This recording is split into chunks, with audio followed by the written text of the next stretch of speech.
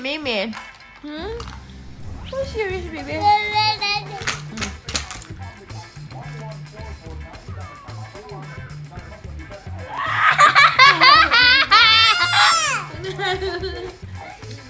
One more.